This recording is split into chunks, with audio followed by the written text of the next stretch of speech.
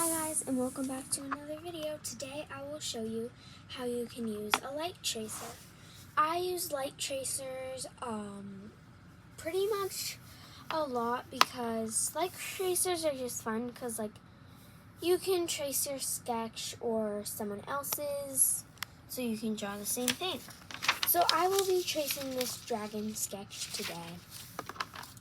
And yes, it is my own sketch. I'm going to put it right here, and then I'm going to find another piece of paper, and I'm going to put it on top. Now, you'll think, I don't see anything. Well, right here, I'm going to turn it on, and now I can see my sketch. So all I have to do is trace it now.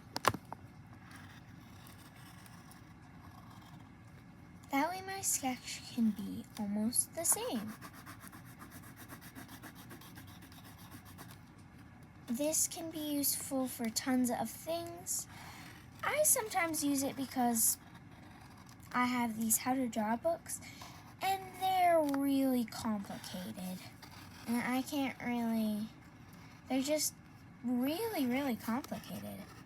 And following the steps is super hard. Otherwise, if I do, I turn out with a blob. So I just light trace it.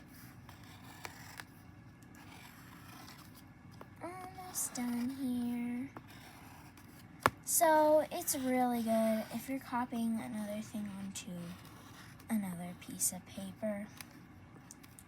And you can just be copying coloring sheets or something.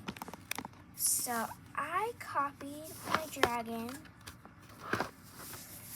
and she looks pretty good. This is how you guys can use a light tracer too.